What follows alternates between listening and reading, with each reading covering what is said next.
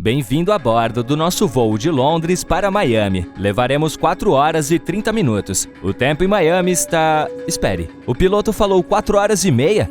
Parece um sonho, mas provavelmente se tornará realidade daqui a menos de 10 anos.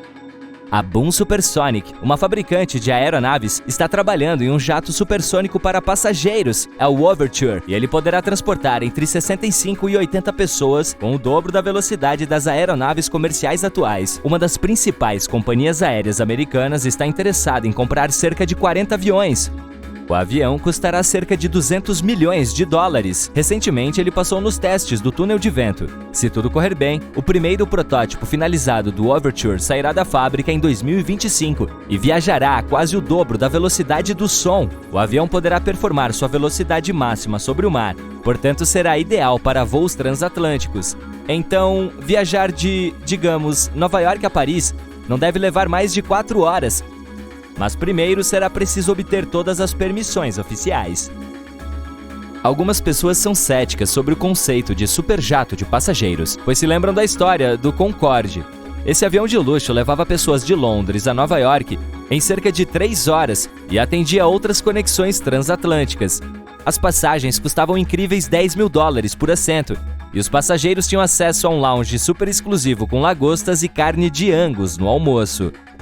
O Concorde fez seu último voo comercial em 2003. Era um bebedor insano de combustível. Além disso, a reclamação sobre seu estrondo sônico era rotineira por moradores das proximidades dos aeroportos. O Overture promete ser mais econômico em termos de combustível, mais leve e ter um software melhor, o que o tornará mais aerodinâmico. O ruído ainda pode ser um problema, porque aeronaves supersônicas precisam de motores aerodinâmicos que são bem barulhentos. Isso certamente mudará no futuro, pois os aviões percorreram um longo caminho desde o primeiro voo motorizado em 1903, com os irmãos Wright viajando 37 metros em 12 segundos na Carolina do Norte, ainda com a ajuda de uma catapulta para alçar voo. A velocidade máxima naquela época era de cerca de 48 km por hora, mas ainda parecia bastante impressionante. O primeiro serviço aéreo de passageiros do mundo começou apenas 11 anos depois. O voo de St. Petersburg para Tampa, ambos na Flórida, durou 23 minutos. Cobrir a distância de carro ao redor da Bahia demorava cerca de 20 horas, portanto esse voo representou uma enorme economia de tempo. As passagens custavam 5 dólares e esgotaram com 16 semanas de antecedência, mas a companhia aérea faliu em 4 meses. A nova era na aviação começou na década de 1950, com o motor turbofan, o que foi possível quando começaram a usar materiais resistentes à temperatura e complexos sistemas de resfriamento de ar. Os aviões também ficaram mais leves por ser feitos de compósitos. As asas melhoraram ao longo dos anos. O aerofólio, que faz o ar viajar mais rápido acima da asa do que abaixo dela, tornou-se o verdadeiro divisor de águas. Graças a ele, os aviões mantêm uma velocidade baixa durante a decolagem, o que significa que eles se movem com suavidade e consomem menos combustível. O avião mais rápido do mundo até agora é o North American X-15. Era movido a foguete feito de alumínio e titânio. Uma enorme cauda em cunha o ajudava a ficar estável nessa super velocidade. O avião foguete estabeleceu o recorde mundial, atingindo uma altitude de 108 quilômetros. Ah, para ficar ainda mais impressionante, isso aconteceu em 1967. Então, se já era possível naquela época, por que ainda não voamos em foguetes ou pelo menos em aviões supersônicos, especialmente em voos de longa distância? Em termos de velocidade, os aviões de passageiros ainda estão onde estavam há 50 anos, sobretudo porque acelerar os voos também os tornaria muito mais caros. Voar mais rápido significa queimar mais combustível. Além disso, os motores supersônicos são caros de produzir e de manter. Outra razão são as forças naturais. Os ventos afetam a velocidade de um avião e nenhuma tecnologia pode controlar o vento. Um forte vento de cauda pode ajudá-lo a avançar a uma velocidade mais alta e um vento contrário pode desacelerar a aeronave. Os aviões voam principalmente a altitudes de até 11 km. Lá em cima, o ar é mais rarefeito, o que significa que há menos resistência, e um avião pode voar mais rápido e economizar combustível. Além disso, as temperaturas mais baixas tornam os motores a jato mais eficientes. Outra vantagem de voar por essa parte da atmosfera é que ela é menos turbulenta, então os voos são mais suaves. Jatos particulares não podem voar tão alto, eles são menores e seus motores não são fortes o suficiente para atingir tal altitude, então eles ficam em uma altitude em torno de 4,5 5 km. Já reparou naqueles rastros brancos que os aviões deixam para trás? São as trilhas ou esteiras de condensação e são como nuvens artificiais que os aviões deixam para trás. Quando o avião atinge sua altitude de cruzeiro, as temperaturas ficam bem baixas, em cerca de 55 graus Celsius negativos, e a água se transforma em partículas de gelo. Quanto maior o nível de umidade, maiores ficam as trilhas, e você ainda pode vê-las muito depois de o avião desaparecer. Portanto, rastros grossos e longos podem ser um sinal de uma tempestade que se aproxima. Às vezes, os rastros podem até ser coloridos.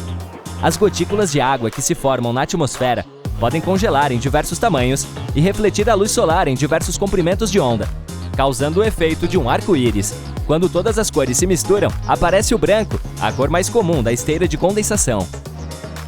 Os aviões não decolam a favor do vento, mas contra ele. Tipo uma pipa. Para fazê-la voar, você a lança contra o vento, e lá vai ela. Isso acontece porque existem 4 forças de voo: sustentação, peso, empuxo e arrasto. A sustentação é gerada porque a velocidade do ar é maior acima da pipa do que abaixo dela. A pipa é empurrada para cima. Esta é a força de elevação.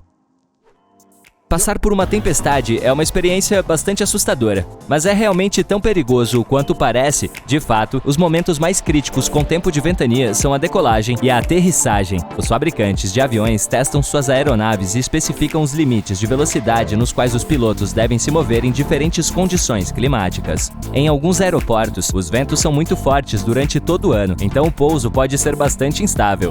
O treinamento do piloto é fundamental para pousar quando o vento bate na pista. Às vezes, o vento muda inesperadamente de velocidade e direção. O piloto tem que saber bem o que está fazendo para pousar quando a direção do vento muda. Caso contrário, o risco de ultrapassar a pista é real. O calor extremo é outra condição climática que pode impedir um avião de voar. Os aviões voam gerando sustentação com suas asas. O ar abaixo das asas leva o avião para cima. Em calor extremo, um avião não pode produzir tanta sustentação, porque o ar quente se expande e se torna bem menos denso que o ar frio. Com menos sustentação, pode ficar muito difícil de o avião decolar e voar.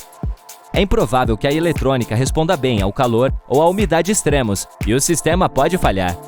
Jatos menores não podem operar a uma temperatura acima de 48 graus Celsius. Os aviões Airbus e Boeing maiores têm melhor desempenho abaixo de 52 graus. Os bips misteriosos que você ouve durante o voo são uma espécie de linguagem secreta que a tripulação usa para se comunicar. O toque que você ouve logo após a decolagem informa a tripulação que o trem de pouso está sendo recolhido. Um único toque durante o voo é sinal de que um dos passageiros precisa do auxílio da tripulação. Quando estão servindo refeições e falta alguma coisa, eles podem pedir a ajuda de colegas usando uma combinação de toque alto e baixo. 3 tons baixos significam que uma grande turbulência está se aproximando, então a tripulação precisa apertar o cinto. Você já notou a luz piscando na cabine antes da decolagem? Não há com o que se preocupar. Isso acontece quando o piloto desconecta um avião da rede elétrica do aeroporto e passa para a de bordo. Essa transição rápida pode causar intermitência.